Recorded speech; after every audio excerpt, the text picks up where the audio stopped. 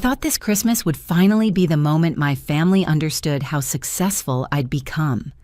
Standing in my parents' living room with my brand new $3,000 laptop open, I was video calling potential clients from Peterson Marketing when my 8-year-old nephew Tyler appeared beside me. Without warning, he lifted an entire can of grape soda and deliberately dumped every purple drop across my keyboard and screen. As I gasped in absolute horror, watching months of work disappear under the sticky liquid, Tyler looked me straight in the eye and slowly raised his middle finger with a satisfied smirk. My brother Jake and sister-in-law Amanda rushed over immediately, not to apologize, but to defend their precious angel. The grape soda continued dripping from my destroyed laptop onto Mom's antique Persian rug, each drop marking the end of everything I'd worked toward. My name is Monique. I'm 28 years old, and I've spent the last 3 years building my freelance graphic design business from nothing. That laptop contained client files worth thousands of dollars, portfolio pieces I'd spent months perfecting, and software licenses that had drained my savings account. Tyler, sweetie, accidents happen, Amanda cooed, pulling her son against her designer dress, while he continued grinning at my devastation. Jake crossed his arms defensively, his jaw set in that stubborn expression I remembered from childhood arguments. Monique, you're completely overreacting. My older brother declared, his voice carrying that condescending tone he'd perfected since becoming a father. It's just a computer. Kids do these things. Just a computer. I stared at him in disbelief, watching purple liquid seep between the keys of my professional lifeline. The Peterson marketing executives were still visible on the screen, witnessing this entire disaster unfold during what was supposed to be my biggest presentation of the year. Jake, that laptop cost $3,000. I managed to say, my voice trembling with suppressed rage. Tyler didn't accidentally pour soda on it. He deliberately destroyed months of my work. Amanda's perfectly manicured fingers tightened protectively around Tyler's shoulders. Her blonde highlights caught the Christmas tree lights as she fixed me with a cold stare that could freeze champagne. Maybe if you weren't so focused on flaunting your fancy gadgets, children wouldn't be curious about them, she snapped. You've always been jealous of our perfect family because you're still single and childless at your age. This is just another one of your dramatic episodes. The accusation hit me like ice water. Around us, the Christmas party continued with forced normalcy. Cousin Sarah whispered something to her husband David, both of them shooting disapproving glances in my direction. Uncle Robert's wife Helen shook her head sadly, clearly believing Amanda's version of events. Only my parents looked genuinely concerned, but they remained silent, trapped between supporting their daughter and keeping peace with their grandson. Jealous? I repeated, incredulous. Amanda, your son just destroyed my entire business setup and gave me an obscene gesture. How exactly does that make me jealous? Tyler giggled behind his mother's protective embrace, apparently delighted by the chaos he'd created. He reached for another cookie from the nearby tray and deliberately crushed it in his fist, letting crumbs scatter across the hardwood floor. Amanda pretended not to notice, her attention focused entirely on attacking me. You're clearly having some kind of breakdown, she continued, her voice rising to ensure the entire family heard every word. Maybe you should talk to someone professional about these anger issues. Tyler is just a curious child, and you're acting like he committed some terrible crime. I frantically pressed the laptop's power button, desperate to salvage something from the wreckage. Nothing happened. The screen remained black grape soda pooling beneath the device like digital blood. My cloud backup system had failed during a software update last week, and I'd been too busy preparing for today's presentation to notice. 3 months of client work gone, portfolio pieces that had taken weeks to perfect destroyed, software worth hundreds of dollars ruined. Jake stepped closer, his broad shoulders blocking my view of the rest of the family. Look, Monique, I get that you're upset, but making a scene at Mom and Dad's Christmas party isn't helping anyone. Tyler's 8 years old. He doesn't understand the value of expensive electronics. He understood enough to flip me off afterward. I shot back, gesturing toward his son, who was now smearing cookie frosting on the coffee table, while Amanda continued ignoring his behavior. "You're imagining things," Jake insisted. "Tyler would never do something like that. We've raised him to be respectful and well-behaved." Respectful and well-behaved. I watched Tyler grab a handful of Christmas ornaments from the lower tree branches, examining them with obvious destructive intent. When Great Aunt Lucy approached to gently redirect him, he stuck his tongue out at her and clutched the ornaments tighter. My phone buzzed with a notification from the Peterson marketing video call. The executives had disconnected, probably assuming I was unprofessional and disorganized. This contract would have paid my rent for 6 months and established connections with major corporate clients. Now they'd witnessed my nephew destroying my equipment while my family defended him. "Jake, I need you to understand how serious this is," I said, trying one more time to reach whatever remained of my brother's conscience. "I just lost my biggest client because of Tyler's behavior. That laptop contained everything I needed to grow my business." Amanda laughed, a sharp sound that cut through the Christmas music playing softly in the background. "Oh, please, Monique. You act like you're running some major corporation from your tiny apartment. It's a hobby business at best. Maybe this is a sign that you should find a real job instead of playing around with art projects." Playing around with art projects. 3 years of building client relationships, developing skills, establishing my reputation in a competitive industry, reduced to playing around with art projects. I felt something crack inside my chest, like ice breaking under pressure. Tyler dropped the ornaments he'd been holding, and they shattered against the floor with crystalline finality. Amanda simply guided him away from the broken glass without a word of correction or apology. Jake bent down to clean up the mess, muttering under his breath about how accidents were normal at family gatherings.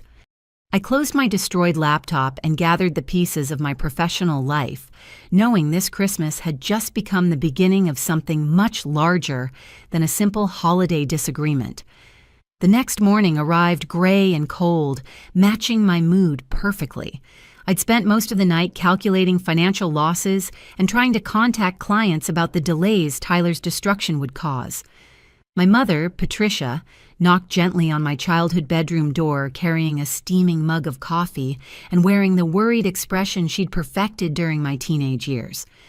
"Honey, we need to talk," she said, settling carefully on the edge of my bed.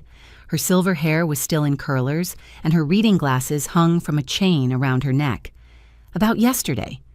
I accepted the coffee, gratefully wrapping my hands around the warm ceramic to stop them from shaking. "Mom, if you're here to tell me I overreacted, I'm not ready to hear it. Actually, I'm here to tell you something you need to know about Tyler." Patricia glanced toward the closed door, then lowered her voice to a whisper. "This isn't the first time he's deliberately destroyed someone's property." My coffee mug paused halfway to my lips. "What do you mean?" Patricia pulled out her phone with trembling fingers, scrolling through her photo gallery until she found what she was looking for. "I've been documenting incidents for months, hoping Jake and Amanda would eventually address Tyler's behavior. Look at these." The first photo showed Mrs. Henderson's front garden, where a collection of ceramic gnomes had been systematically smashed to pieces. The destruction was thorough and deliberate, not the random damage typical of childhood accidents. Each gnome had been carefully positioned before being destroyed, creating a pattern of calculated vandalism. "Tyler did this 3 months ago," Patricia explained. "Mrs. Henderson saw him from her kitchen window, taking his time to destroy each piece individually. When she confronted Jake and Amanda, they claimed Tyler was just playing and offered to pay for replacements. They never made him apologize or face any consequences." The next photo made my stomach turn. Tyler's elementary school playground featured several broken windows, the glass scattered in deliberate piles rather than random patterns. According to the timestamp, this had happened just 6 weeks ago. The principal called it an unfortunate incident during recess, Patricia continued. Jake and Amanda insisted other children must have influenced Tyler's behavior. They donated money for window replacement and demanded the school improve supervision instead of addressing Tyler's choices. But the third photo completely destroyed any remaining doubt about Tyler's character. My cousin Emma's wedding dress hung in tatters. From its protective garment bag, the delicate lace and beading systematically shredded beyond repair. The destruction showed careful attention to detail, each tier precisely placed to cause maximum damage. Emma was getting married last month. Patricia whispered, her voice breaking slightly. Tyler somehow got into the bridal suite during her dress fitting and spent 20 minutes methodically destroying her grandmother's vintage gown. The dress was irreplaceable, passed down through 4 generations of family history. I set down my coffee mug with shaking hands. What did Jake and Amanda do? They claimed Tyler was exploring and didn't understand the dress's importance. They offered to buy Emma a new dress, but refused to acknowledge that Tyler had deliberately destroyed something precious to hurt her. Emma was devastated, but she didn't want to ruin family relationships by pressing the issue. The pattern was becoming horrifyingly clear. Tyler wasn't an impulsive child making innocent mistakes. He was a calculating destroyer who targeted items with special meaning or value to his victims. My laptop, Mrs. Henderson's beloved gnomes, Emma's family heirloom, the school's property, each incident showed escalating sophistication in his destructive choices. Mom, why didn't you tell anyone about this before? Patricia's eyes filled with tears. I kept hoping Jake would see the pattern and get Tyler professional help. I documented everything in case it became necessary, but I never wanted to believe my grandson was capable of such deliberate cruelty.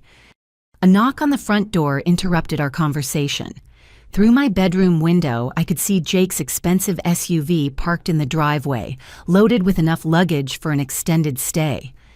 My heart sank as I realized what this meant. They're staying for the entire week, Patricia confirmed grimly.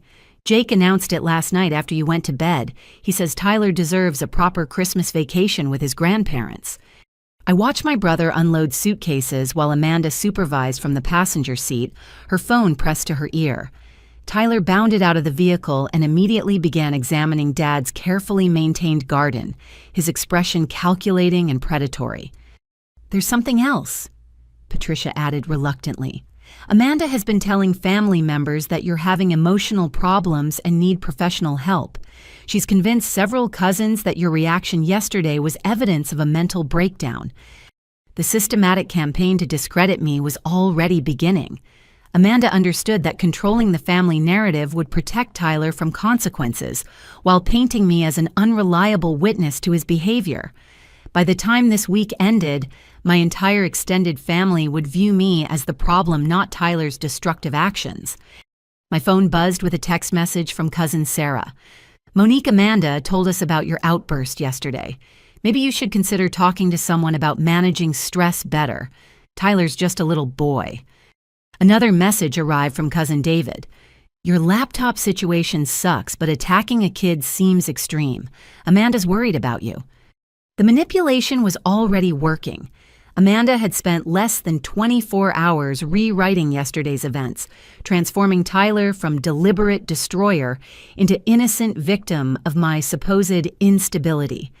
By week's end, I'd be the family villain while Tyler continued his pattern of calculated destruction with complete impunity. I watched through the window as Tyler approached Dad's prize-winning rose bushes with obvious intent. This was going to be a very long week. By noon, Tyler had already managed to accidentally knock over 2 potted plants and somehow break the handle off Mom's favorite coffee mug. Each incident followed the same pattern: deliberate destruction followed by wide-eyed innocence and immediate parental protection. I was documenting everything on my phone when I suddenly remembered Dad's recent security upgrade. Dad installed new cameras last month. I told Patricia as we watched Tyler examine the Christmas tree ornaments with predatory interest. After the Henderson break-in scare, he put cameras everywhere. Dad was in his workshop behind the house, probably hiding from the family tension. I found him organizing tools with the methodical precision of a man avoiding uncomfortable conversations. Robert had always been the family peacekeeper, but yesterday's events had clearly shaken his usual diplomatic approach.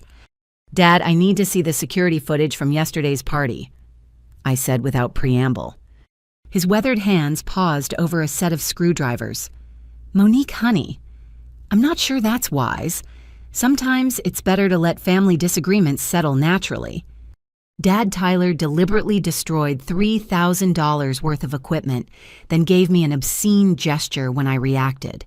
I need proof of what actually happened because Amanda's already convinced half the family that I imagined everything. Robert sighed deeply, the sound of a man who'd spent 65 years trying to keep peace in an increasingly chaotic family.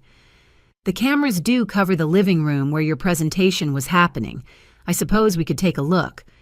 His home office occupied a converted bedroom with multiple computer monitors displaying feeds from cameras positioned throughout the house and yard. Dad had embraced technology surprisingly well for his generation, creating a comprehensive security system that would make professional installers proud. Here's yesterday around 4:30 when your video call started, he said, pulling up the relevant footage. The recording showed everything in crystal clear high definition. Tyler appeared at the edge of the frame carrying his grape soda with obvious purpose. He paused near my setup, looked directly at the laptop screen where Peterson marketing executives were visible, then deliberately lifted the can and poured its entire contents across my keyboard and monitor. But the most damning evidence came next. After destroying my laptop, Tyler stepped back and practiced raising his middle finger several times, perfecting his gesture, before turning toward me with calculated timing. The footage captured his satisfied smirk as I gasped in horror, and Amanda's immediate rush to defend him, despite witnessing his deliberate actions. "My God," Dad whispered, watching his grandson's performance. "It was completely planned." "Can you save this footage?" I asked. "I need evidence for insurance claims and potential legal action." Dad was already copying files to multiple backup drives when heavy footsteps announced Jake's arrival in the office. My brother appeared in the doorway, his face flushed with anger and something that looked like panic. "What are you two doing in here?" Jake demanded, his eyes immediately focusing on the computer screens. "Dad, please tell me you're not reviewing private family moments with Monique." "Jake, we're looking at security footage of Tyler destroying Monique's laptop," Dad replied calmly. "The cameras captured everything." Jake's expression shifted from anger to calculation as he processed this information. "Dad, I need you to delete that footage immediately. Tyler's just a child, and recording him without permission violates his privacy rights." Privacy rights. I stood up from the chair, incredulous. "Jake, your son, committed deliberate destruction of property. This footage proves he planned the entire incident." "Tyler's 8 years old," Jake shot back. "He can't plan anything sophisticated enough to be considered criminal. You're trying to criminalize normal childhood behavior." Dad continued copying files while Jake became increasingly agitated. "This footage stays in my house on my security system," Robert said firmly. "If Tyler destroyed Monique's property deliberately, there should be consequences." Jake's face turned an alarming shade of red. "Dad, if you don't delete this footage right now, I'll contact my lawyer about privacy violations and harassment of my minor child. We'll also cut off all contact between Tyler and his grandparents. Is protecting Monique's wounded pride worth losing your grandson forever?" The threat hung in the air like smoke from an electrical fire. Dad's hands trembled slightly as he realized Jake was serious about severing family relationships to protect Tyler from accountability. My brother had just revealed the lengths he'd go to avoid addressing his son's destructive behavior. "Jake, are you seriously threatening to keep Tyler away from Mom and Dad unless they help cover up his actions?" I asked, my voice barely controlled. "I'm protecting my son from a vindictive aunt who's trying to turn his grandparents against him," Jake replied coldly. "Tyler made an innocent mistake and you're attempting to destroy his relationship with family members who love him." But Dad surprised us both by calmly completing the file transfer and removing the backup drives from the computer. "Jake, I've been documenting security incidents in this neighborhood for months. This footage is part of that record, and it's staying exactly where it is." Jake stared at his father with an expression I'd never seen before, something between rage and desperation. Fine. But when Tyler asks why Grandpa and Grandma don't love him anymore, you can explain how you chose Monique's laptop over your own grandson's well-being. He stormed out of the office, leaving Dad and me staring at computer screens that showed Tyler's calculated destruction in endless, damning detail. The 8-year-old boy who'd seemed merely spoiled yesterday had revealed himself as something far more concerning, a child who understood exactly how much damage he could cause and felt no remorse about causing it. Through the window, I could see Tyler in the backyard methodically snapping branches off Dad's carefully pruned fruit trees, while Amanda talked on her phone, completely ignoring the destruction happening right behind her. Monday morning brought the professional devastation I'd been dreading. My phone started ringing at 7:30 with a call from Margaret Peterson, the senior marketing director who'd witnessed Tyler's attack through our video conference. Her voice carried the crisp authority of someone accustomed to making decisions that affected millions of dollars in corporate spending. "Monique, I need to discuss Friday's incident." Margaret began without preamble. Peterson Marketing prides itself on working with professionals who maintain appropriate business environments and demonstrate reliability under pressure. I gripped my phone tighter, knowing exactly where this conversation was heading. "Margaret, I sincerely apologize for the disruption. What happened was completely unexpected and beyond my control." "Beyond your control?" Margaret's tone suggested she found this explanation inadequate. "Monique, our executives witnessed a child destroying your equipment while you lost complete composure during a crucial presentation. This raises serious questions about your judgment and ability to maintain professional standards." The unfairness of her assessment hit me like a physical blow. Margaret, an 8-year-old, deliberately poured soda on my laptop and made an obscene gesture. Any reasonable person would have been upset by that behavior. Any reasonable person would have secured their workspace and maintained professional boundaries, Margaret replied coolly. Additionally, the family dynamics we witnessed suggest ongoing personal issues that could affect your reliability as a vendor partner. I could feel my biggest contract slipping away along with the financial security I'd worked 3 years to build. Peterson Marketing represented $20,000 in annual income, plus connections to other major corporate clients who trusted Margaret's vendor recommendations. "Margaret, please reconsider. I've delivered exceptional work for Peterson Marketing for 18 months. One family incident shouldn't negate my entire professional track record." Monique, business relationships require trust and predictability. Friday's events demonstrated that your personal life creates risks we can't accept. Peterson Marketing will be terminating our contract effective immediately. The line went dead, leaving me staring at my phone in shocked silence. $20,000 in guaranteed income gone because my nephew had deliberately sabotaged my presentation while his parents defended his actions. But Margaret's call was just the beginning. By noon, I'd received messages from 2 smaller clients who'd heard about the Peterson Marketing termination through industry networking groups. Apparently, Margaret hadn't simply ended our contract quietly. She'd shared details about Friday's unprofessional incident with other marketing directors as a cautionary tale about vendor reliability. Thomson Digital canceled a $5,000 website project, citing concerns about contractor stability. Creative Solutions postponed a planned logo redesign worth $3,000, requesting time to evaluate their vendor partnerships. Both companies mentioned hearing about family disruptions affecting work quality as factors in their decisions. I calculated the financial damage while sitting in my tiny apartment, surrounded by backup design equipment that couldn't replace my destroyed laptop's specialized software. $30,000 in lost income over the next 6 months, plus replacement costs for equipment Tyler had destroyed, plus potential legal fees if I pursued damages against Jake and Amanda. Meanwhile, social media showed Jake's family enjoying their Christmas vacation at my parents' house. Amanda posted cheerful photos of Tyler building snowmen and decorating cookies, presenting their picture-perfect family narrative to hundreds of online friends. The captions emphasize Tyler's creativity and enthusiasm while portraying their extended visit as a delightful holiday tradition. No mention of destroyed property, obscene gestures, or professional consequences. According to Amanda's carefully curated social media presence, Tyler was simply an energetic child bringing joy to his doting grandparents. She'd even posted photos of expensive new toys they'd bought Tyler as Christmas rewards for good behavior.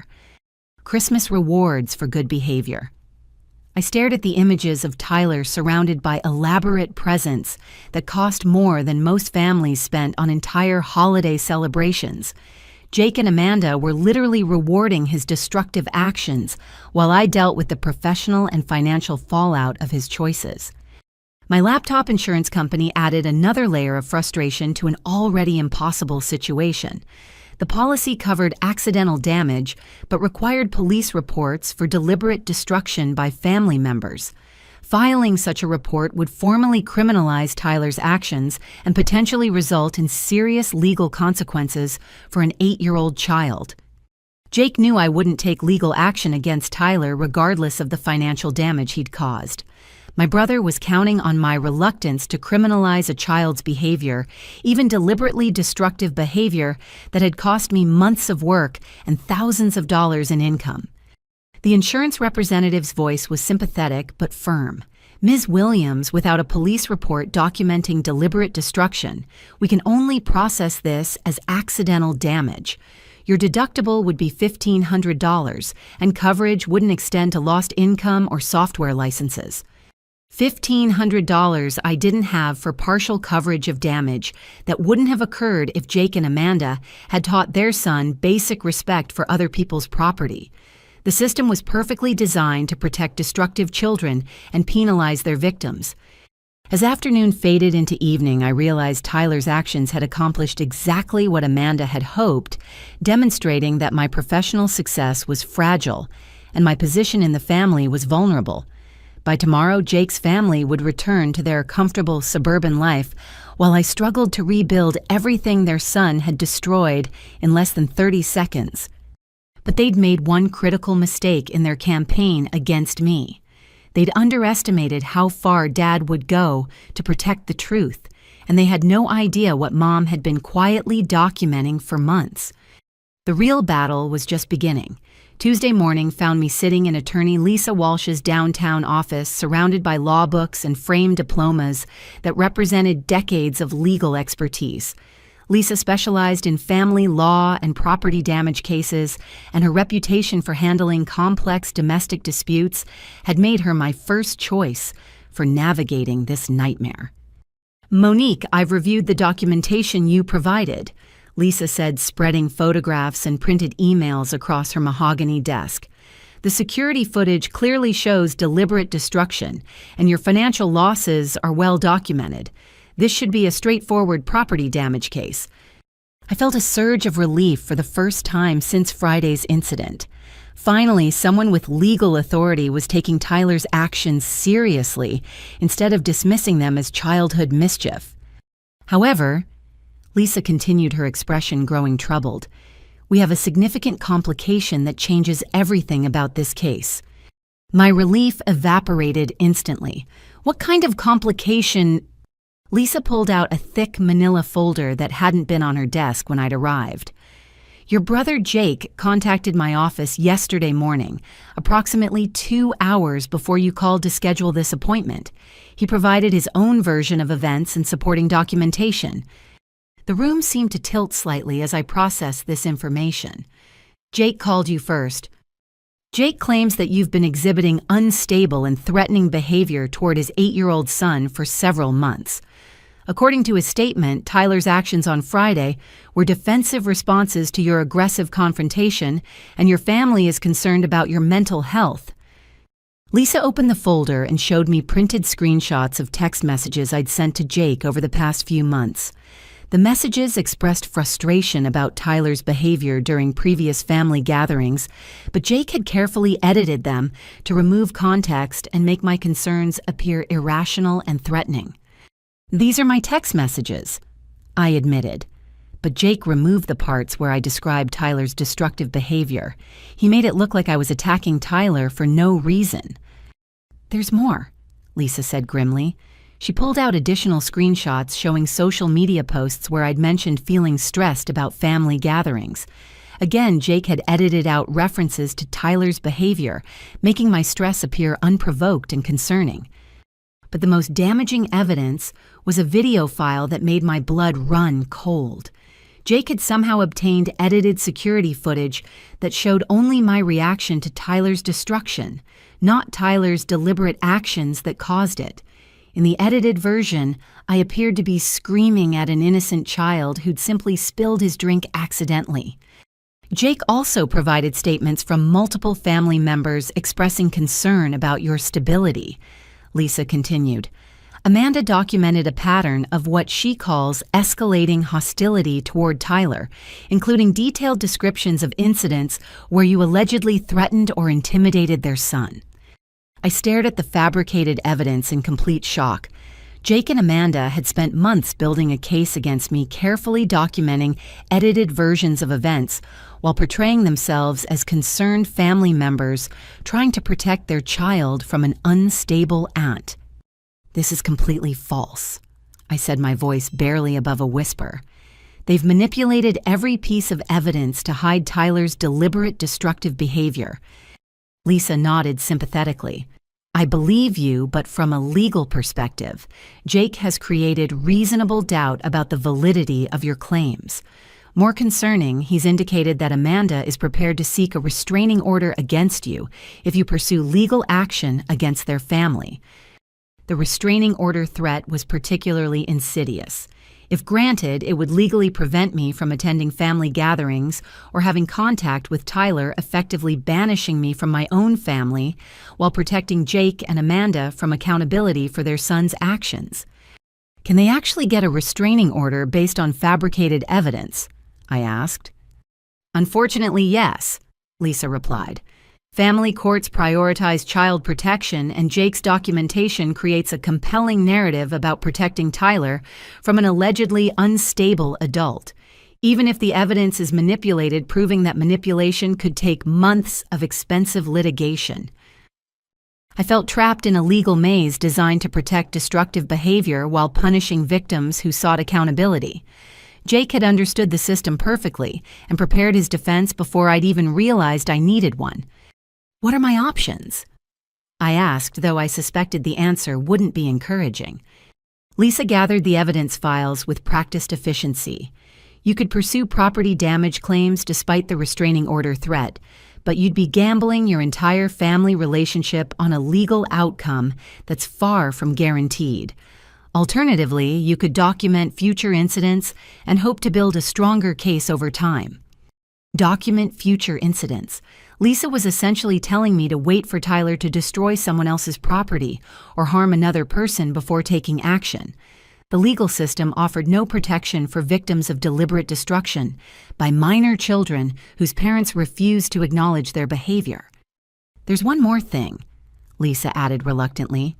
"Jake mentioned that he's considering filing harassment charges if you continue what he calls your campaign against Tyler. He's positioning any future contact between you and his family as potential stalking or intimidation." The legal trap was complete. Jake and Amanda had created a situation where seeking justice for Tyler's actions would result in criminal charges against me, while Tyler continued his destructive behavior with complete legal protection. As I left Lisa's office with a bill for $300 and no viable legal options, I realized that Jake's strategy was more sophisticated than I'd initially understood. He wasn't just protecting Tyler from consequences, he was systematically destroying my credibility and isolating me from family support. But Jake had made one critical error in his legal maneuvering. He'd assumed that I was the only family member documenting Tyler's behavior, and he had no idea that Dad's security system was recording everything happening at my parents' house during their extended Christmas visit. The real evidence was still accumulating, and Jake's fabricated narrative was about to collide with documented reality. Wednesday afternoon brought a discovery that transformed my understanding of Tyler's destructive capacity. I'd returned to my apartment to work on damage control for my remaining clients when I noticed something disturbing about my home office setup. The room looked exactly as I'd left it, but subtle details felt wrong in ways I couldn't immediately identify. My backup hard drives were missing from their usual position beside my monitor. These drives contained 5 years of client work, personal projects, and irreplaceable digital archives that represented my entire professional history. I'd specifically positioned them in a secure location where casual visitors couldn't access or accidentally damage them. I searched frantically through drawers and shelves, hoping I'd simply misplaced them during recent reorganization efforts.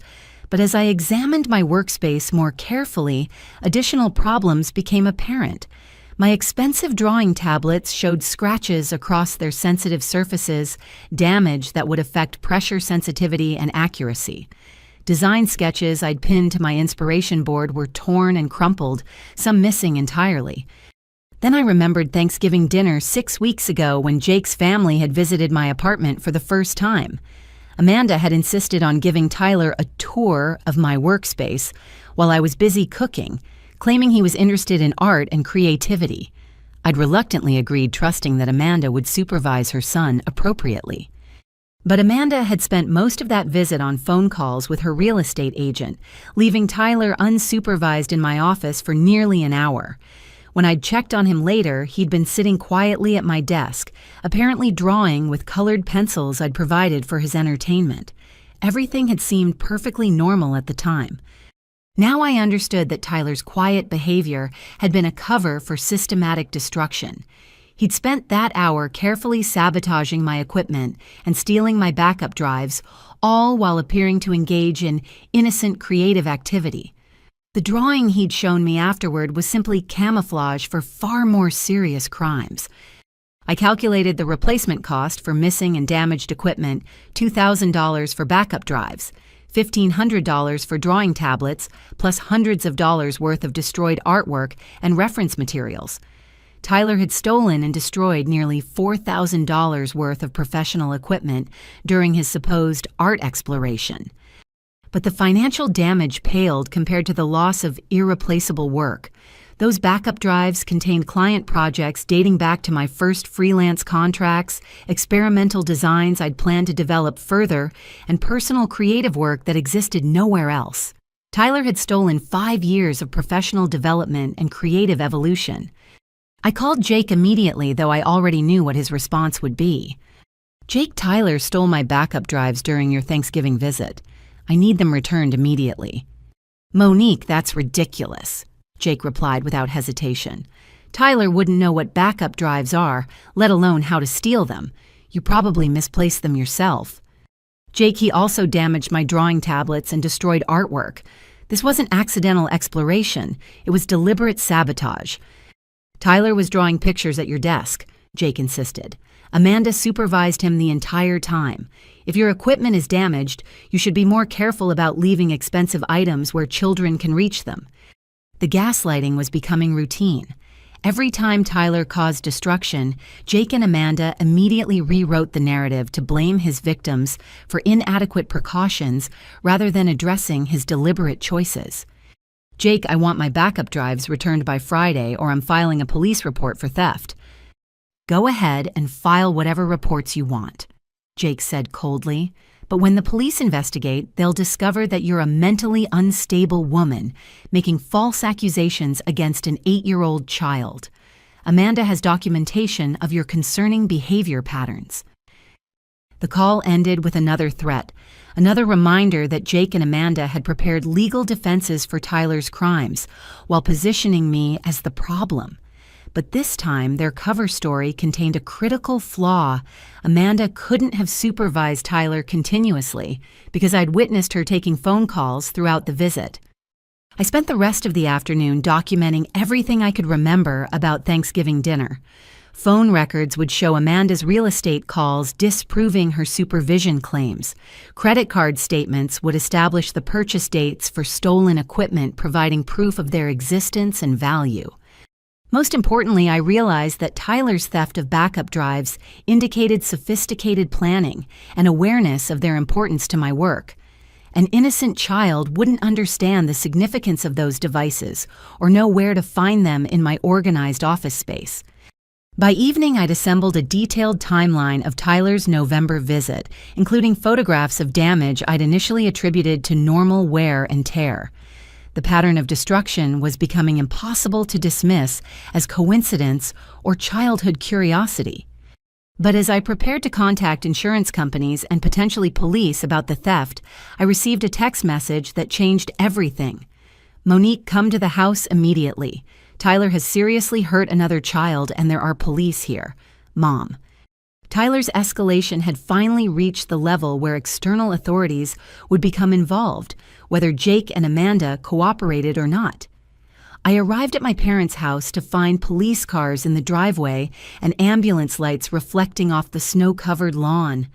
My heart pounded as I rushed through the front door where I found Mom sitting at the kitchen table with a female police officer, while Dad paced nervously near the window. "What happened?" I asked immediately. Officer Jennifer Martinez looked up from her notepad with the weary expression of someone accustomed to domestic disturbances. "Tyler pushed another child down the basement stairs during a playdate. The injured child has a broken arm and possible concussion." My stomach dropped as I processed this information.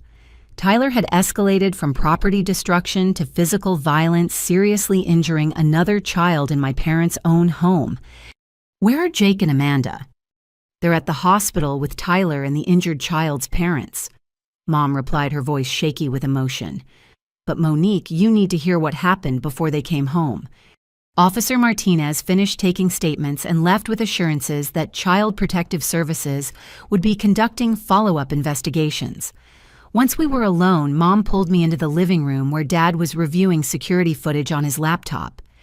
"The camera captured everything," Dad said grimly. "Tyler deliberately pushed Emma down the stairs after she refused to give him her new Christmas present."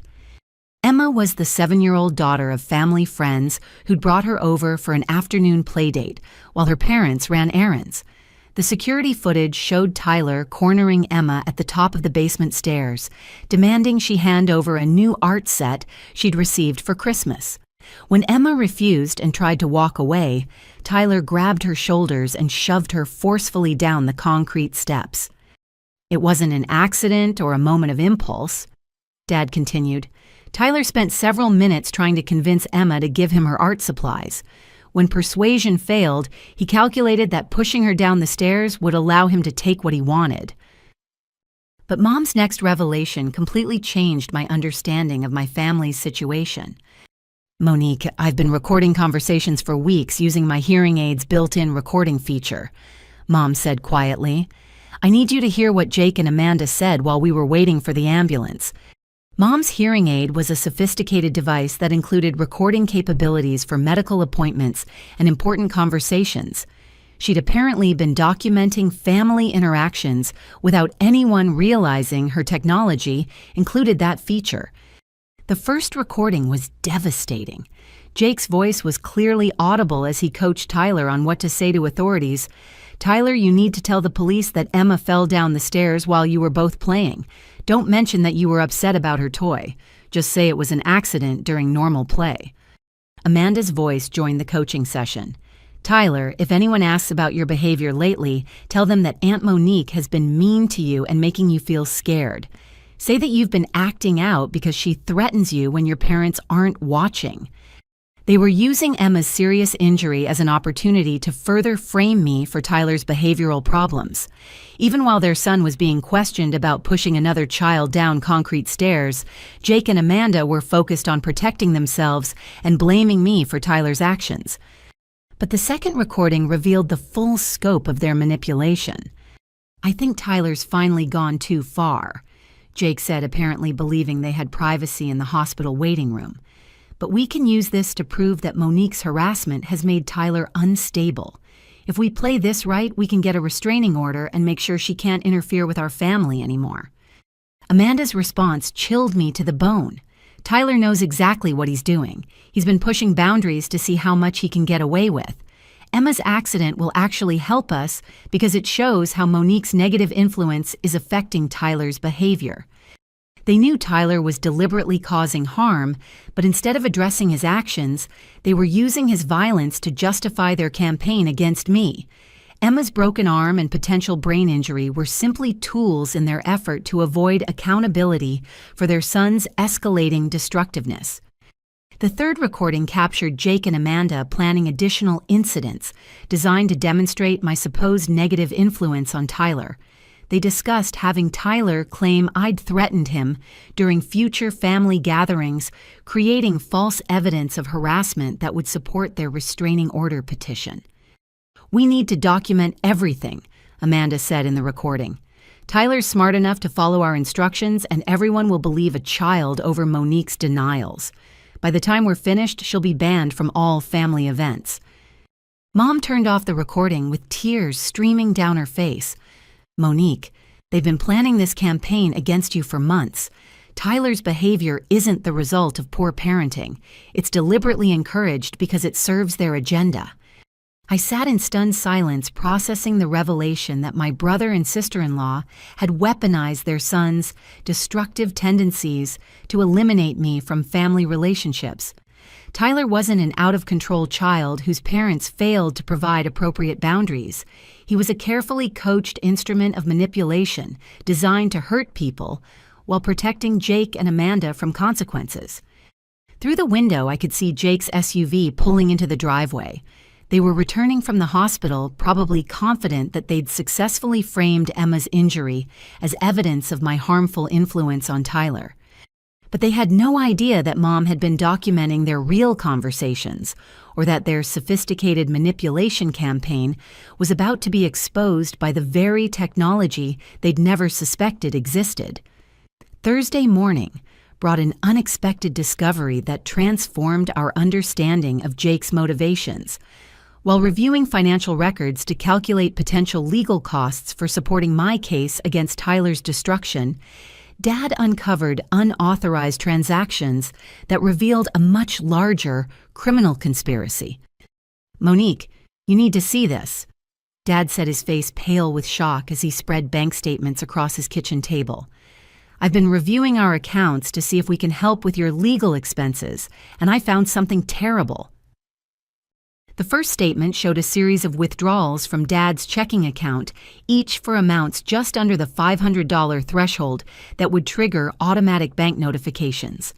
The withdrawals had been occurring monthly for almost 2 years, totaling over $15,000 that Dad had never authorized or received.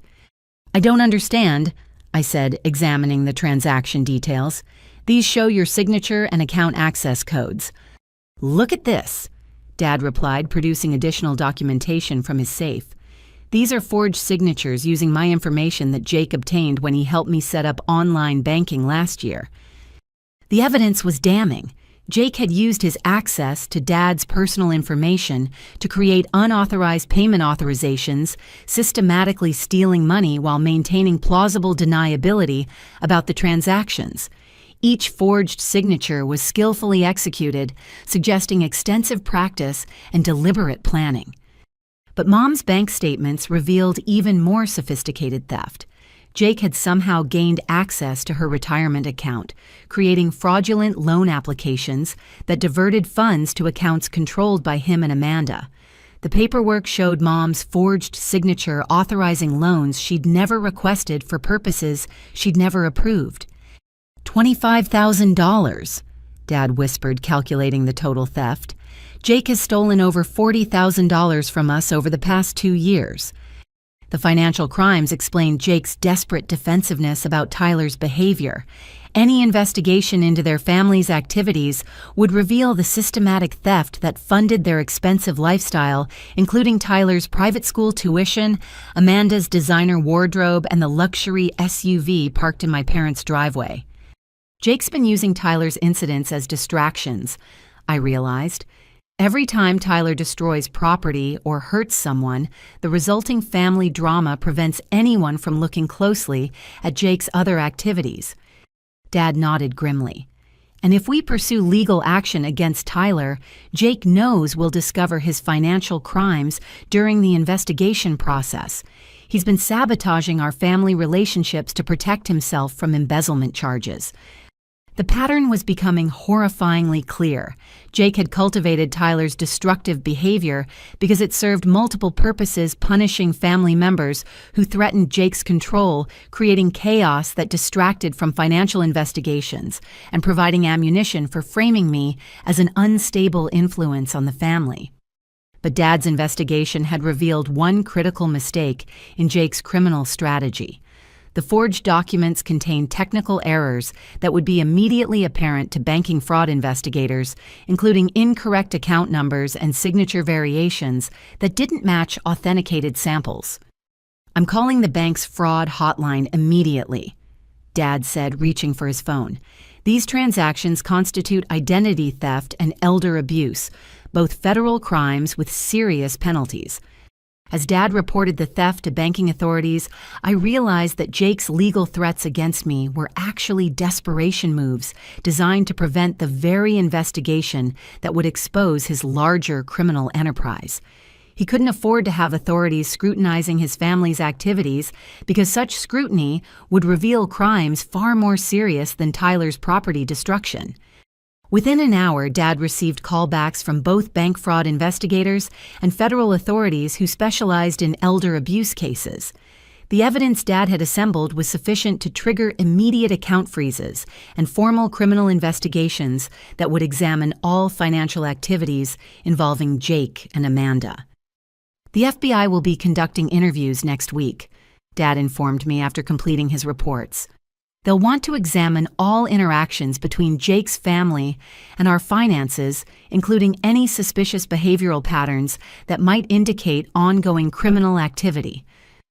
Tyler's destructive incidents would now be viewed as potential evidence of a coordinated campaign to manipulate and control elderly victims rather than isolated childhood behavioral problems.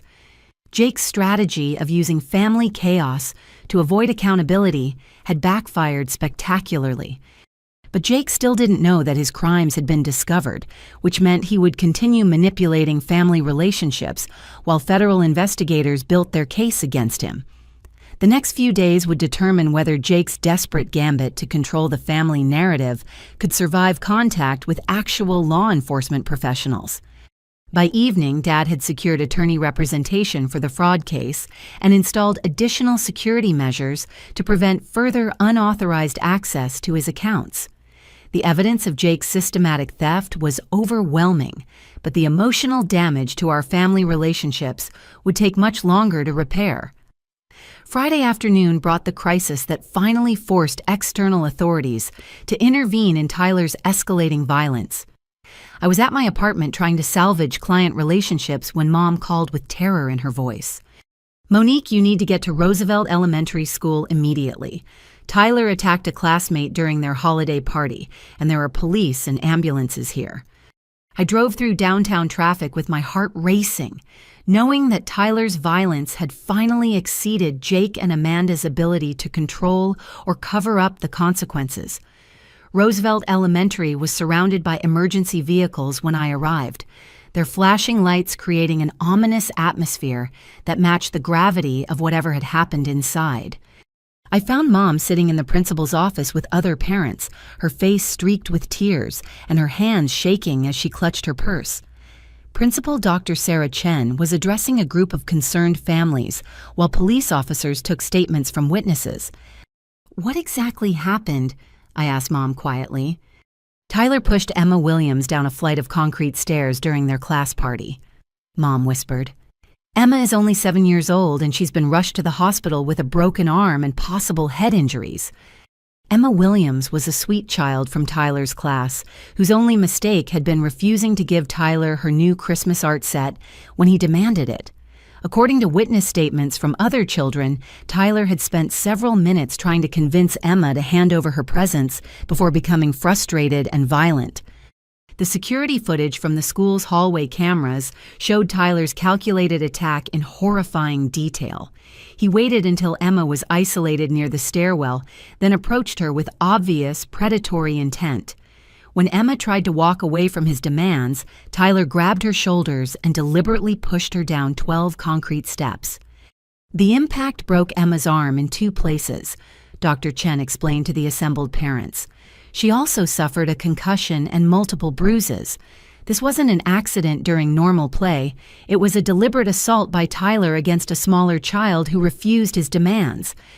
Jake and Amanda arrived from the hospital where they'd accompanied Emma and her parents, their faces showing no remorse or concern for the injured child. Instead, they immediately began their practiced routine of deflecting responsibility and attacking anyone who questioned Tyler's actions. Tyler was just playing with Emma. Amanda insisted, her voice carrying that familiar combination of defensiveness and aggression. Children roughhouse all the time. Emma probably tripped during normal play activities.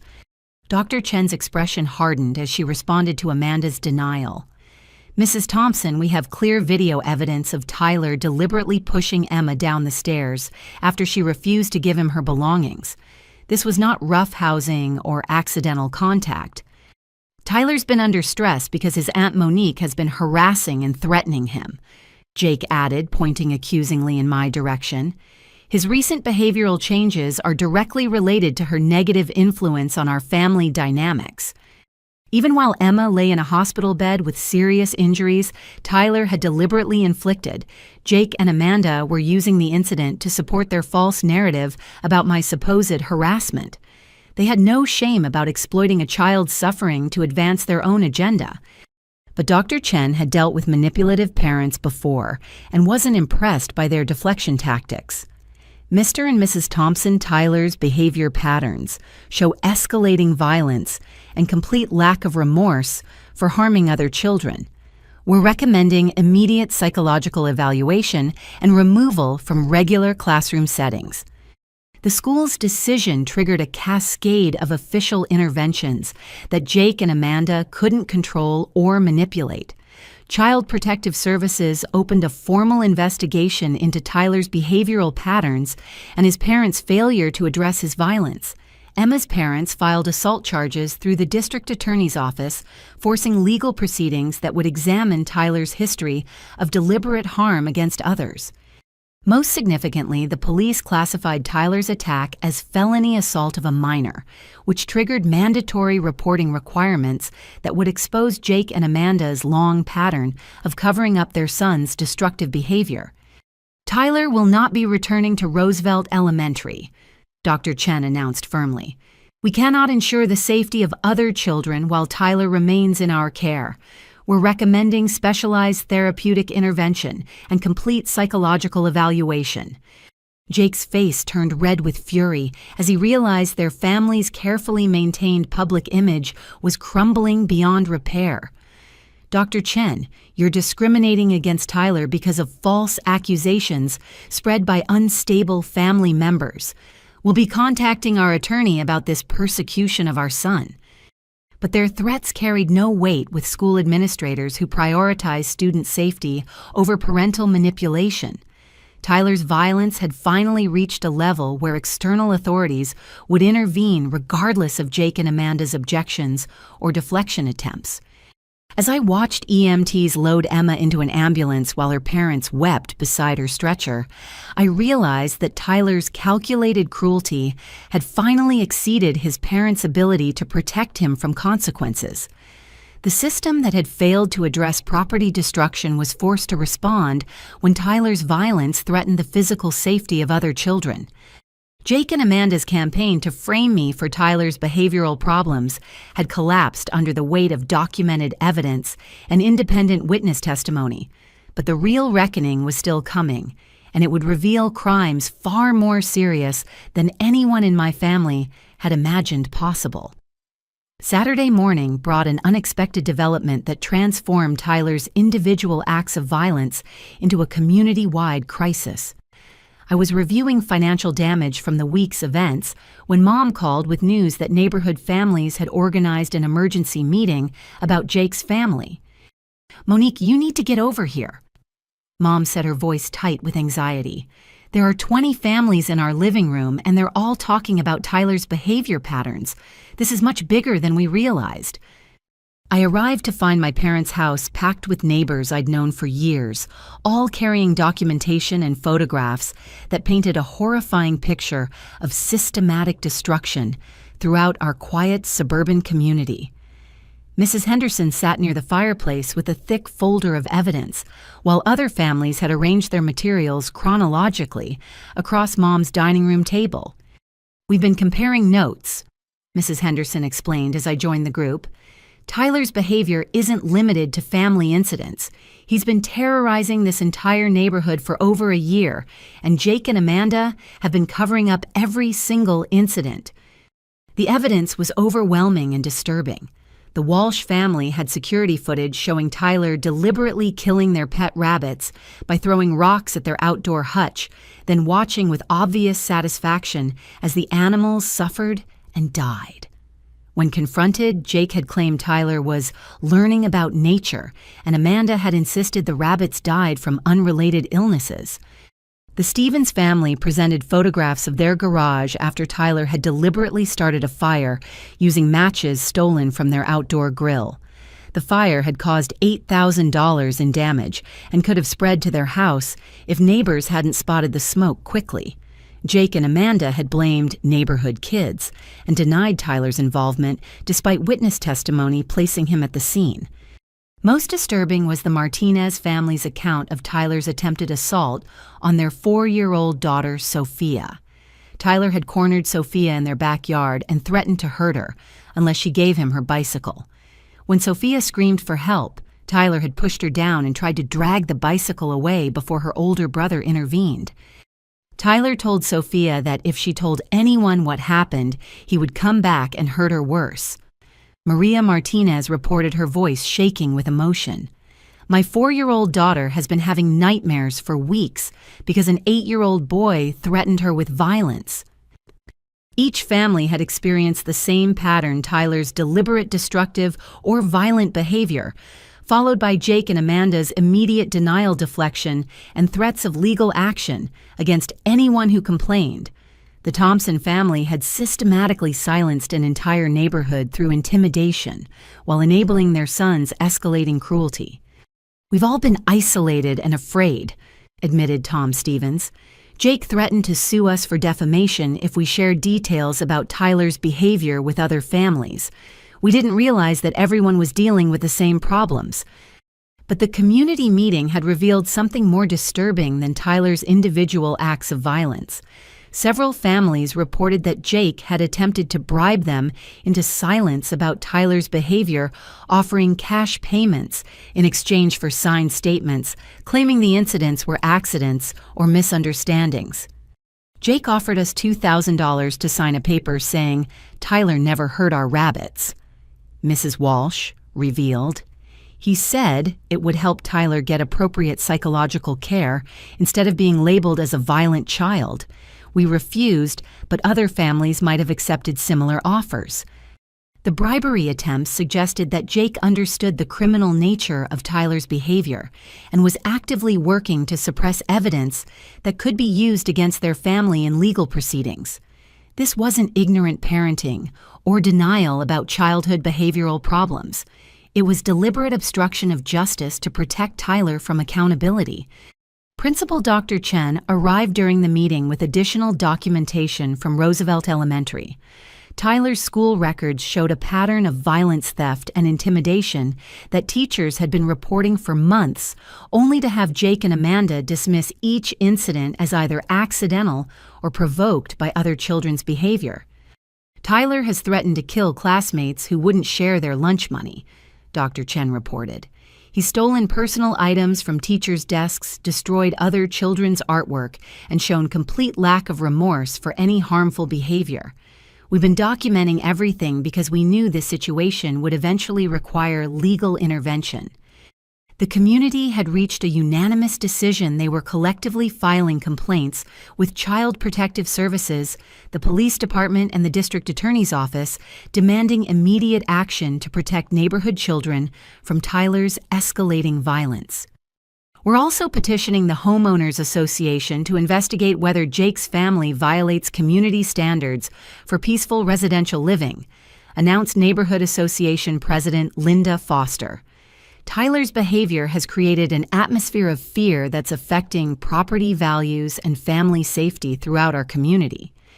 But Jake and Amanda's response to the community meeting demonstrated their complete lack of concern for their neighbors' legitimate safety fears. Instead of addressing Tyler's documented violence, they doubled down on threats and intimidation designed to silence their critics. Jake called me this morning and threatened to sue me for organizing a harassment campaign against Tyler, Mrs. Henderson reported. He claims we're discriminating against Tyler's learning differences and violating his civil rights by demanding accountability for his actions. The legal threats revealed Jake's fundamental misunderstanding of his situation. A neighborhood full of documented victims with photographic evidence and witness testimony couldn't be silenced through intimidation tactics that had worked against individual families in isolation. By evening, local news had picked up the story about community tensions over an uncontrolled child whose parents refused to address his violent behavior. The television coverage focused on neighborhood safety concerns and the failure of authorities to protect residents from ongoing threats posed by Tyler's escalating aggression. Jake and Amanda's carefully maintained public image as a perfect family was crumbling under community scrutiny that couldn't be controlled through their usual manipulation tactics. But they still had no idea that federal investigators were building a criminal case that would destroy their lives completely. Sunday morning brought the confrontation that would finally expose the full scope of Jake's criminal enterprise.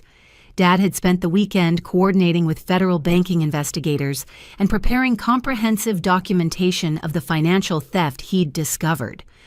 When Jake arrived for what he assumed was a routine family breakfast, he walked into a carefully planned trap that would change everything.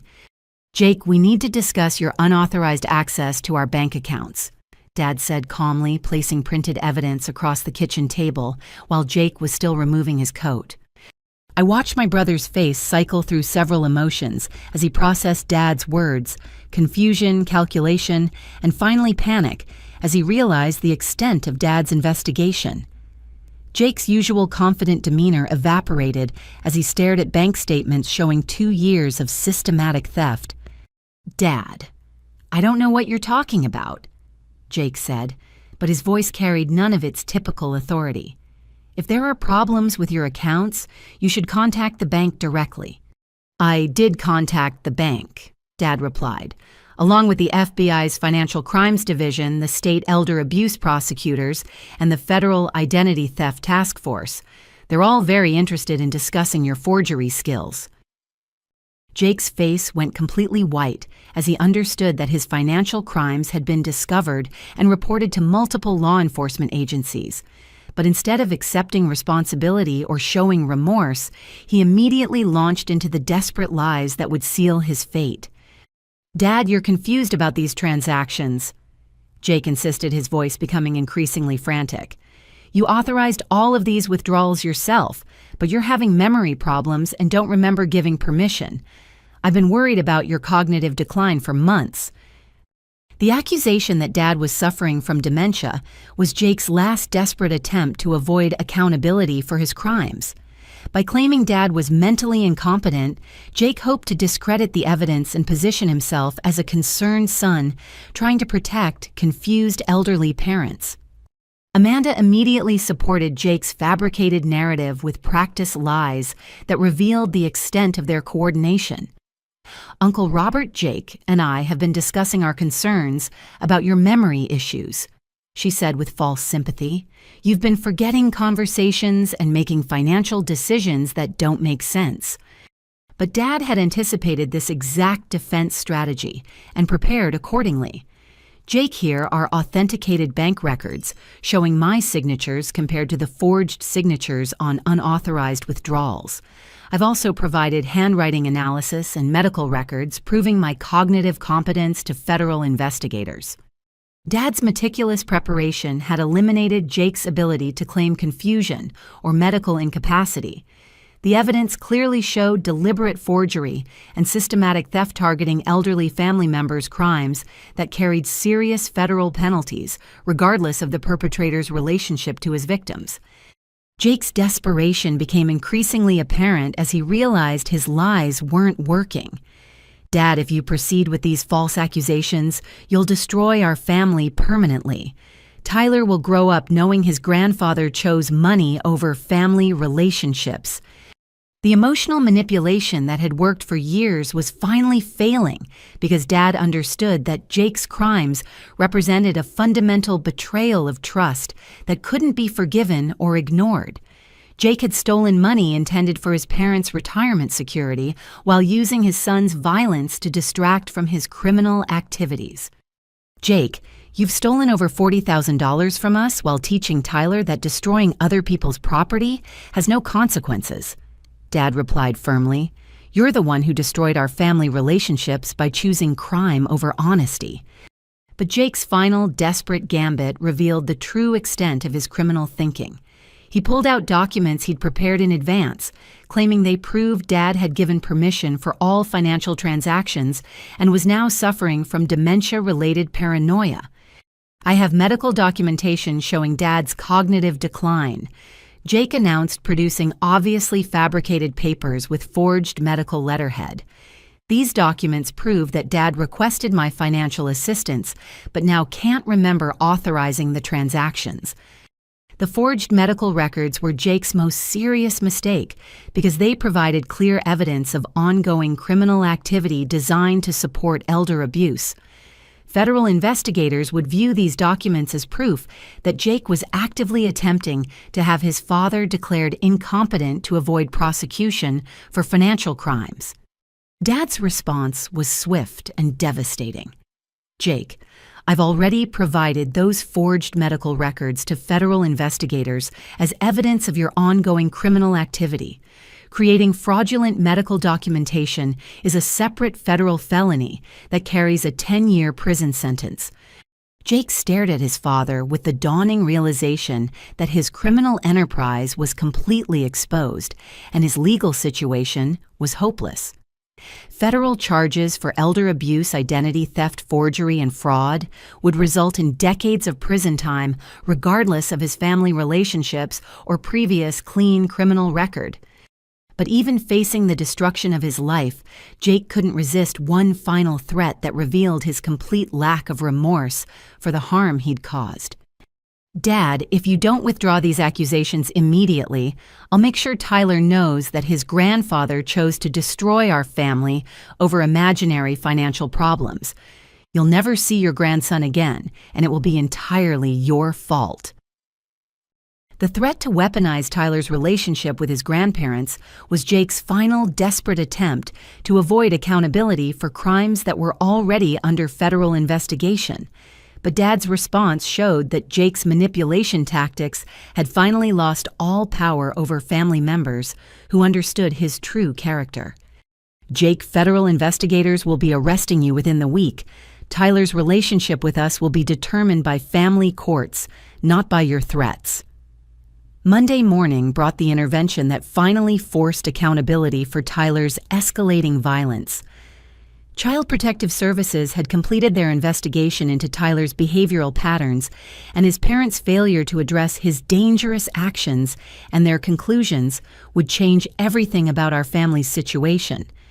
CPS investigator Rebecca Foster arrived at my parents' house with comprehensive documentation and legal authority to make immediate decisions about Tyler's living arrangements. Her report detailed months of investigation that had revealed a pattern of violence manipulation and parental enabling that posed serious risks to community safety. Based on our investigation, Tyler exhibits signs of conduct disorder characterized by deliberate aggression toward people and animals, destruction of property, and complete lack of remorse for harmful behavior, Ms. Foster explained as our family gathered in the living room. More concerning is his parents' systematic enabling of this violence through denial cover-ups and failure to seek appropriate intervention.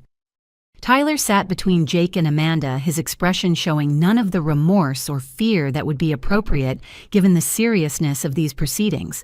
Instead, he appeared calculating and alert, apparently confident that his parents would protect him from consequences, as they always had before.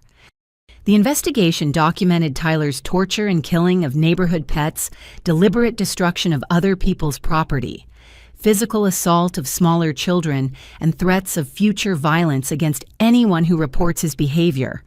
Ms. Foster continued, "These actions demonstrate escalating antisocial behavior that requires immediate intervention." Jake and Amanda's response followed their established pattern of denial and deflection, despite overwhelming evidence of Tyler's dangerous behavior.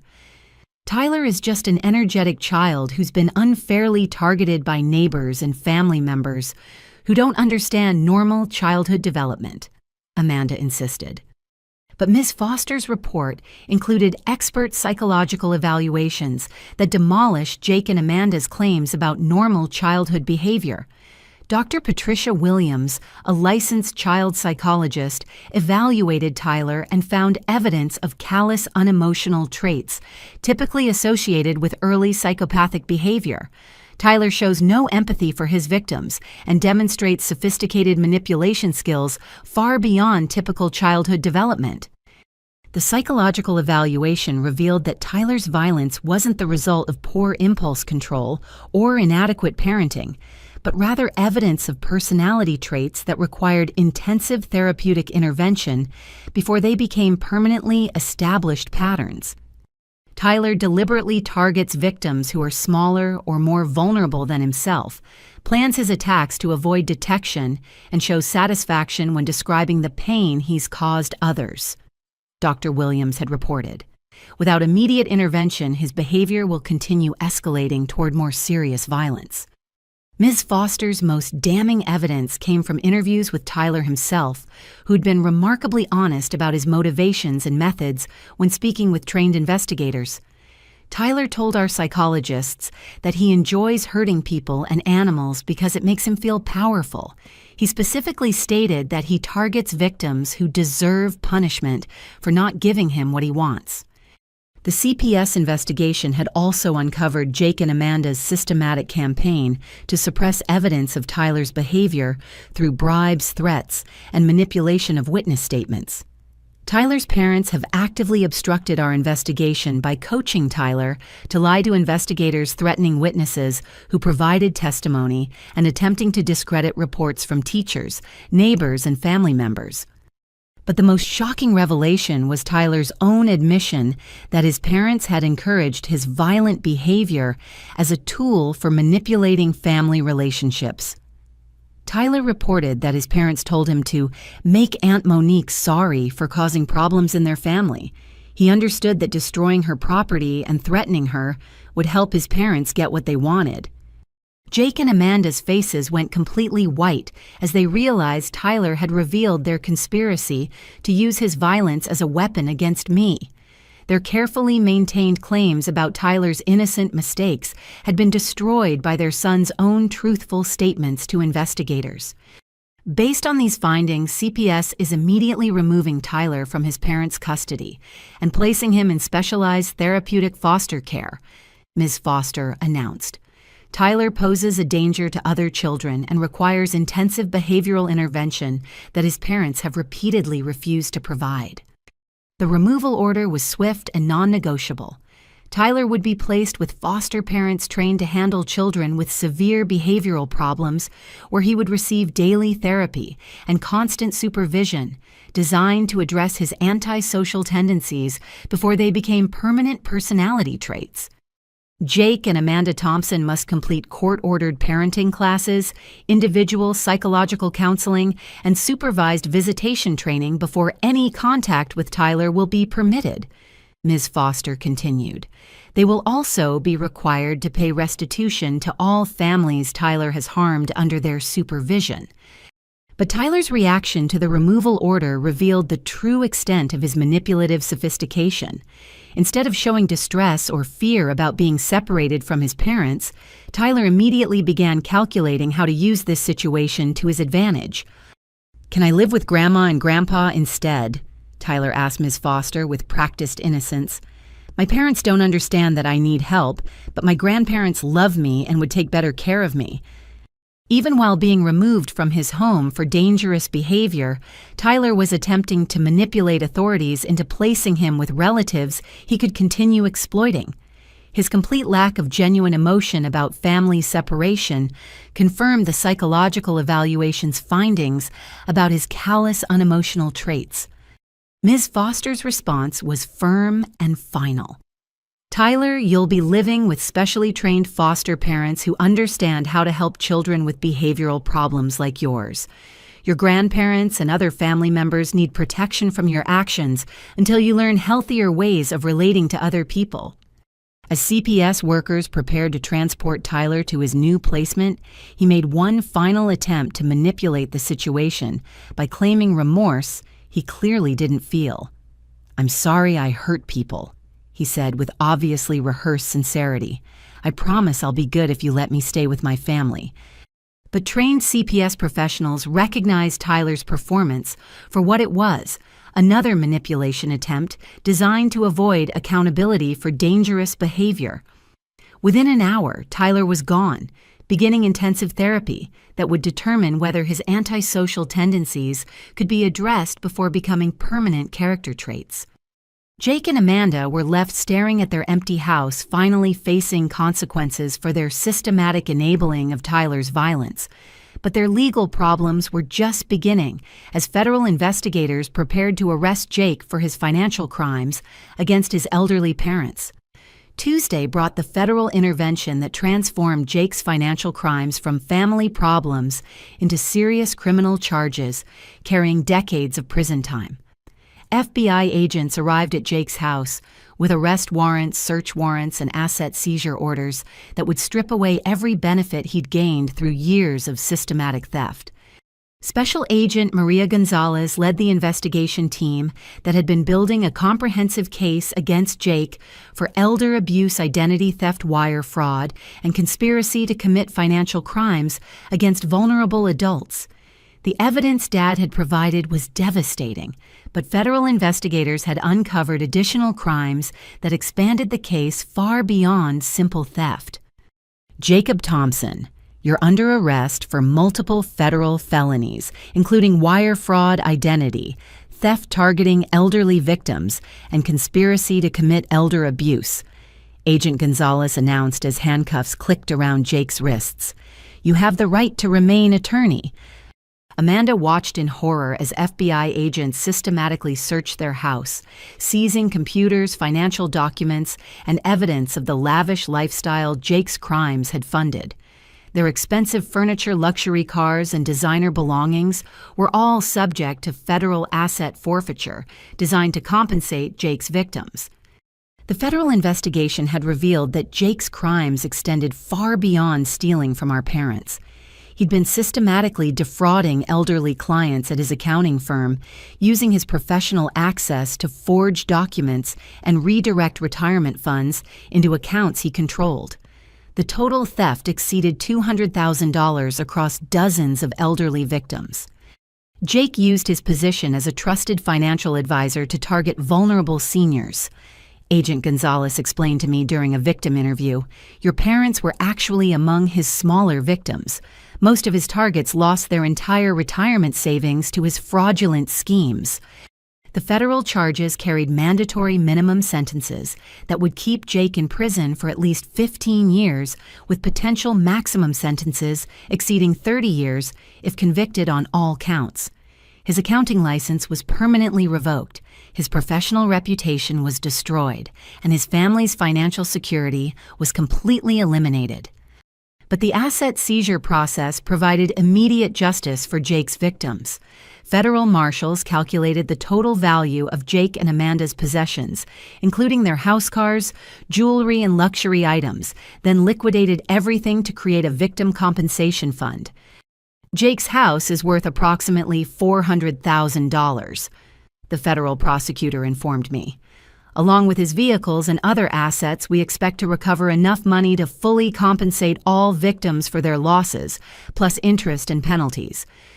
My portion of the compensation would total $55,000, covering my destroyed laptop, stolen backup drives, damaged equipment, lost income from canceled contracts, and legal fees incurred while seeking justice. The amount exceeded my original losses because federal law included punitive damages for crimes targeting family members. Amanda's situation was particularly devastating because she'd been classified as a co-conspirator in Jake's financial crimes. Her teaching license was permanently revoked due to her involvement in identity theft, and she faced potential criminal charges if prosecutors determined she'd actively participated in targeting elderly victims. Amanda Thompson knowingly benefited from proceeds of elder abuse and helped conceal her husband's criminal activities, the federal prosecutor explained. She purchased luxury items with stolen money while helping intimidate victims who threatened to report the crimes. The legal proceedings moved with surprising speed because Jake's evidence trail was overwhelming and his crimes were clearly documented. Federal investigators had bank records, forged documents, victim testimony, and electronic evidence that made conviction inevitable regardless of Jake's defense strategy. Jake's attorney advised him to accept a plea bargain that would reduce his sentence to 12 years in federal prison in exchange for cooperation with ongoing investigations into other financial crimes. The alternative was a trial that would likely result in maximum sentences on all charges, keeping him imprisoned until his 60s. Jake's cooperation could help us identify other elderly victims and recover additional stolen funds, Agent Gonzalez explained. His accounting firm may have enabled systematic elder abuse by multiple employees who targeted vulnerable clients. But Jake's pride and denial prevented him from accepting responsibility even when facing overwhelming evidence of his crimes. He insisted that his elderly victims had misunderstood their financial arrangements and claimed that his theft was actually investment advice that had been misinterpreted by confused seniors.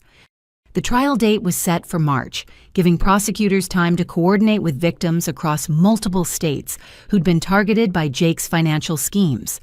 My parents would testify about the emotional trauma of discovering their son had systematically stolen money intended for their retirement security. Amanda's desperate attempts to save her family's reputation included throwing Jake completely under the bus in hopes of avoiding criminal charges herself. She provided testimony claiming that Jake had hidden his criminal activities from her and that she'd believed their luxury lifestyle was funded through legitimate business success. But federal investigators had evidence showing Amanda's active participation in spending stolen money and intimidating victims who threatened to report Jake's crimes. Her attempt to claim ignorance was undermined by recorded conversations where she discussed specific victims and helped plan cover-up strategies. By week's end, Jake and Amanda's expensive house was in federal custody. Their luxury vehicles had been repossessed, and their bank accounts were frozen pending victim compensation proceedings. They'd lost everything they'd gained through years of criminal activity while facing legal consequences that would destroy their lives permanently. The financial justice was satisfying, but the emotional damage Jake had caused to our family would take much longer to heal. 3 months later, our family's healing process was showing encouraging progress despite the devastating revelations about Jake's criminal behavior and Tyler's dangerous violence. The therapeutic interventions that had seemed impossible while Jake and Amanda controlled the narrative were finally producing positive results now that truth and accountability had replaced lies and manipulation. Tyler's placement in specialized therapeutic foster care had been surprisingly successful, demonstrating that his antisocial behavior was learned rather than inherent. Dr. Jennifer Martinez, his therapeutic foster mother, was a licensed child psychologist with extensive experience helping children overcome severe behavioral problems through consistent boundaries and intensive intervention. Tyler is making remarkable progress once he understood that manipulation and violence won't achieve his goals, Dr. Martinez reported during our monthly family meeting. Children with his behavioral patterns often improve dramatically when they're removed from environments that enable their destructive choices. The transformation was evident during supervised visits, where Tyler had to follow strict behavioral protocols designed to ensure everyone's safety. For the first time in years, Tyler was learning to express frustration through words rather than violence. Ask for things politely rather than demanding them, and accept rejection without retaliation. Tyler is beginning to understand that other people have feelings and rights that deserve respect. Dr. Martinez continued. His empathy development was delayed by his parents' enabling of his violent behavior, but children his age can still learn healthy relationship skills with proper intervention. Most encouraging was Tyler's genuine remorse for the harm he'd caused to family members and neighbors. His apology letters showed developing understanding of how his actions had affected other people, marking significant progress from his previous callous indifference to others' pain. The letter Tyler wrote to me was particularly meaningful. Aunt Monique, I'm sorry I broke your laptop and stole your backup drives. I was trying to hurt you because Mom and Dad said you were causing problems for our family. I understand now that you were just trying to help me learn better behavior. I hope you can forgive me when I'm ready to be a better person. Tyler's acknowledgement that his parents had encouraged his destructive behavior toward me confirmed everything Mom's recordings had revealed about Jake and Amanda's manipulation of their son. But his growing awareness of right and wrong suggested that intensive therapy was successfully addressing his antisocial tendencies. Patricia and Robert were attending family therapy to process the trauma of discovering their son had systematically stolen from them while using their grandson as a weapon against other family members. The therapeutic work was helping them establish healthier boundaries and develop strategies for supporting Tyler's recovery without enabling future manipulation. We're learning to separate our love for Jake and Tyler from accountability for their harmful actions, Mom explained during one of our weekly dinners. Loving someone doesn't mean protecting them from consequences that could help them change. Dad's recovery from the financial and emotional betrayal was slower but steady. The federal compensation had restored his retirement security, but the knowledge that his son had targeted him as a victim required ongoing therapeutic work to process and understand. I keep wondering if there were warning signs I missed, Dad admitted. But the therapist helps me understand that skilled manipulators deliberately hide their true nature from family members who love them unconditionally. My own healing process included rebuilding my graphic design business with the federal compensation money and developing new client relationships that were stronger than those I'd lost. The experience of fighting for truth and accountability had given me confidence and resilience that enhanced my professional reputation. Clients respect someone who stands up for themselves and maintains professional standards even under family pressure, my new business mentor observed. Your story of overcoming adversity has become a powerful marketing tool. The community response to our family's situation had been overwhelmingly supportive once the truth about Tyler's violence and Jake's financial crimes became public knowledge. Neighbors who'd been intimidated into silence were now sharing their experiences and supporting each other through the healing process. Your family's courage to seek justice inspired other families to report similar problems, Mrs. Henderson told me. 3 other families in our neighborhood have gotten help for children with behavioral problems because you proved that accountability is possible. Jake's imprisonment had eliminated his ability to manipulate family relationships or threaten people who reported Tyler's behavior. Without their primary enabler, Amanda was forced to confront the reality of her son's problems and her own role in creating them. Amanda's court-ordered therapy was addressing her narcissistic tendencies and teaching her to prioritize Tyler's actual needs over her image as a perfect mother. The process was difficult and often unsuccessful, but occasional breakthrough moments offered hope for eventual change.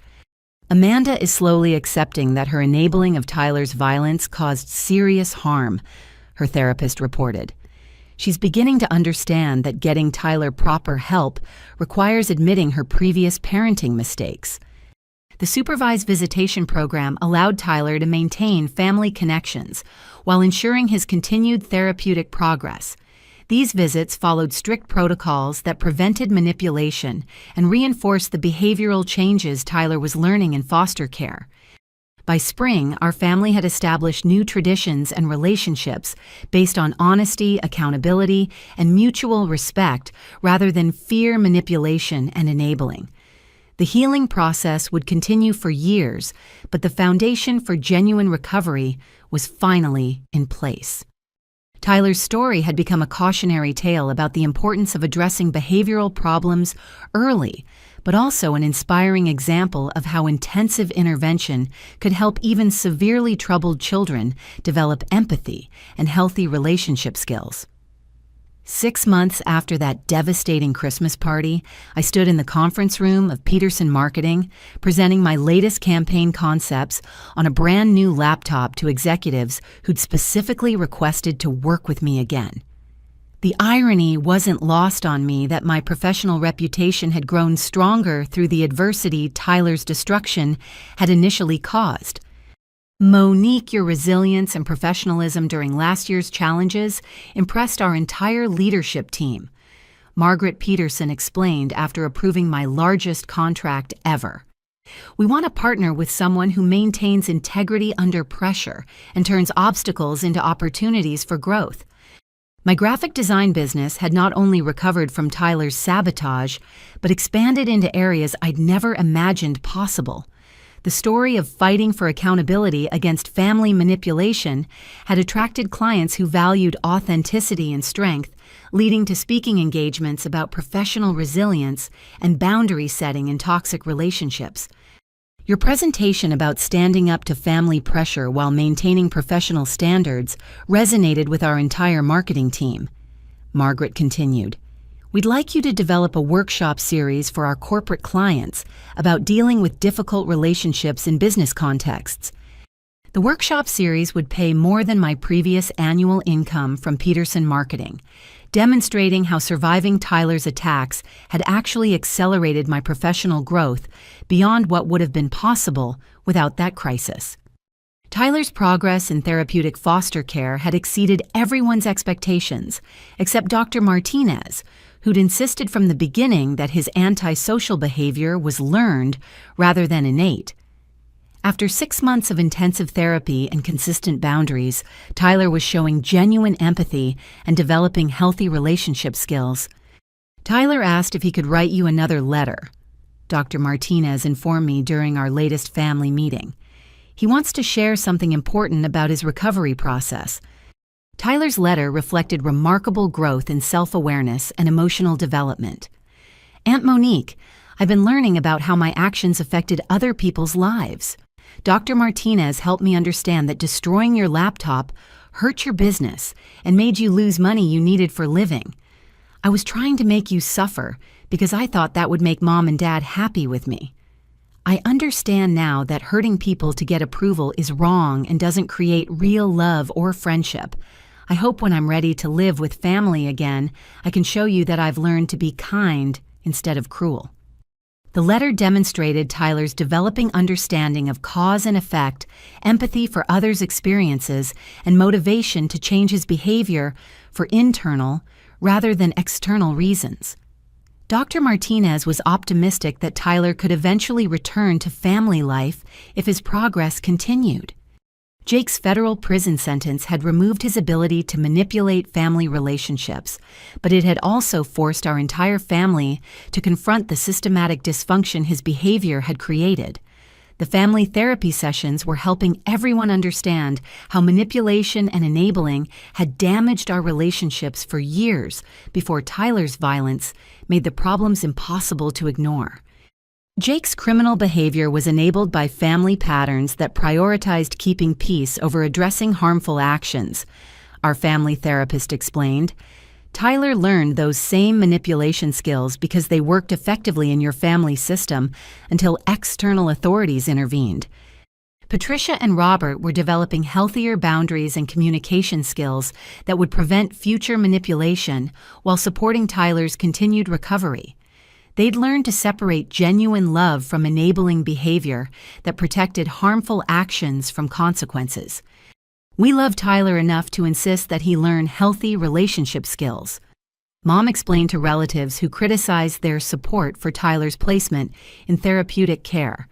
Real love means helping someone become their best self, not protecting them from growth opportunities.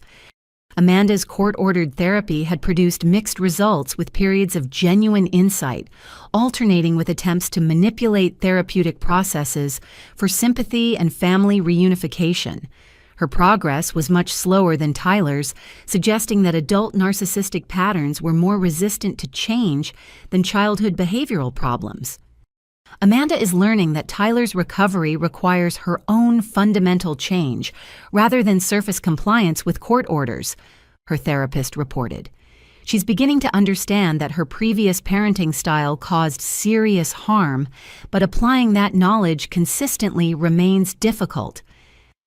The neighborhood families who'd been terrorized by Tyler's violence had found healing through community support and shared advocacy for children's safety. Their collective action had inspired similar organizing efforts in other communities dealing with uncontrolled youth violence. Your family's courage to seek justice instead of covering up Tyler's behavior has helped dozens of other families address similar problems, Mrs. Henderson told me during a neighborhood barbecue. Children throughout our community are safer because you refuse to enable Tyler's violence. The federal compensation from Jake's financial crimes had allowed me to expand my business beyond freelance design into motivational speaking and consulting about professional resilience. My story of overcoming family manipulation while maintaining career integrity resonated with audiences across the country. Your experience demonstrates that standing up for yourself, even against family pressure, can actually accelerate professional growth, observed Dr. Lisa Chen, a business psychologist who'd attended one of my workshops. Clients want to work with people who demonstrate integrity under pressure. As I prepared for my largest presentation yet addressing a conference of marketing executives about turning personal adversity into professional advantage, I reflected on the profound life lesson Tyler's destruction had ultimately taught me. Sometimes the greatest act of love is refusing to enable destructive behavior, even when that refusal means standing alone against family pressure and social expectations. True family relationships are built on mutual respect, accountability, and genuine care for each other's growth, not on protecting harmful actions from consequences. Tyler's recovery had demonstrated that even children with severe behavioral problems could learn empathy and healthy relationship skills when consistently held accountable for their choices. His progress proved that love, expressed through boundaries and consequences, was more effective than love expressed through protection from accountability. Jake's imprisonment had shown that adult manipulators rarely change without external pressure that makes their destructive behavior impossible to continue. Sometimes protecting other family members requires accepting that consequences might permanently alter relationships with people who refuse to acknowledge their harmful actions. Most importantly, I'd learned that my own integrity and professional success were not dependent on family approval or acceptance. Standing up for truth and accountability had actually strengthened my career and personal relationships with people who valued authenticity over compliance with dysfunctional family dynamics. The story of that Christmas party had become a testament to the power of truth over manipulation, accountability, over enabling and genuine love, over destructive protection.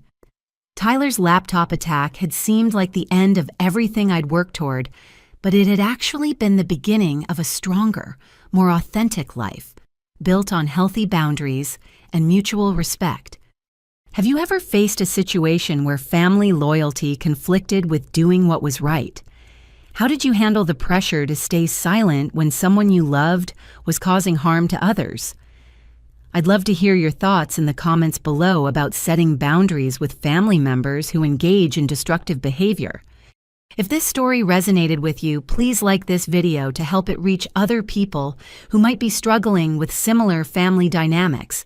Subscribe to my channel for more stories about overcoming adversity and building resilience in difficult relationships. And please share this video with anyone who might benefit from hearing about the importance of accountability in family relationships. Thank you for listening to my story and supporting my journey toward healing and growth. Remember that standing up for what's right, even when it's difficult, can lead to stronger relationships and personal integrity that serves you throughout your life. Until next time, take care of yourselves and the people you love by maintaining healthy boundaries that promote genuine growth and mutual respect.